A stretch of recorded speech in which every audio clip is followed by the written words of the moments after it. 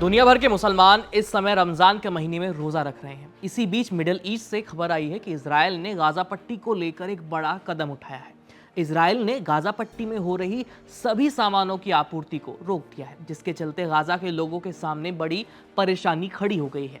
Israel के इस कदम को हमास ने सीज फायर की शर्तों का उल्लंघन बताया है और बाकी देशों से अपील की है कि वो इजराइल को ऐसा करने से रोके।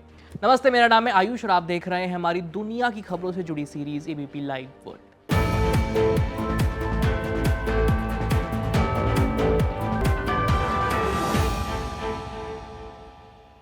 3 मार्च को प्रधानमंत्री बेंजामिन नेतन्याहू ने रमजान का महीना शुरू होते ही कुछ ऐसा कर दिया जिससे हमास के साथ चल रहे सीज फायर को नुकसान पहुंच सकता है।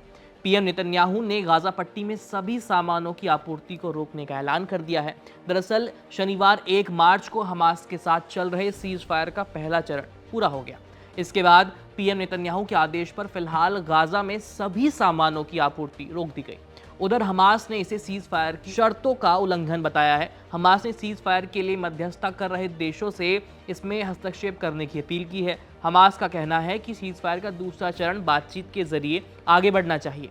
दूसरे चरण में फिलिस्तीनी कैदियों की रिहाई और गाजा से इजरायली सेना की वापसी शामिल है।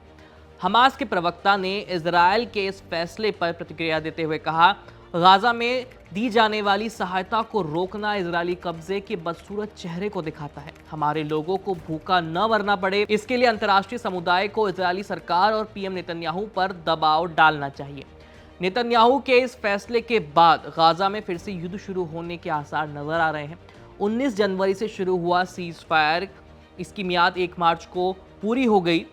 इस दौरान हमास ने 33 इजरायली बंधकों को रिहा किया। बदले में इजरायल ने 2000 से ज्यादा फिलिस्तीनी कैदियों को रिहा किया। अब आगे हमास और इजरायल के बीच दूसरे चरण के सीज फायर की बातचीत प्रस्तावित थी, लेकिन ये बातचीत कब होगी और कहां होगी, इसको लेकर के अभी कुछ भी क्लियर नहीं है। दूसरी तरफ रमजान का महीना शुरू हो चुका है और गाजा पट्टी में अब हर तरह के सामान की आपूर्ति रोकने से अनिश्चितता का माहौल बना हुआ है। ऐसे में दोबारा जंग शुरू होने का खतरा मंडरा रहा है। इधर इजरायल के भीतर भी पीएम नेतन्याहू का विरोध बढ़ता जा रहा है। फरवरी के आखिरी दिनों में इजरायली राजधानी तेल अवीव में उनके खिलाफ प्रदर्शन हुए थे। लोगों ने उनसे हमास के साथ समझौता करने और जल्दी से जल्दी बंधकों की रिहाई करवाने की मांग की थी। ऐसा इसलिए क्योंकि वहां के लोगों को डर है कि नेतन्याहू के इस कदम से हमास की कैद में रह रहे इजरायली बंधकों की जान को खतरा हो सकता है।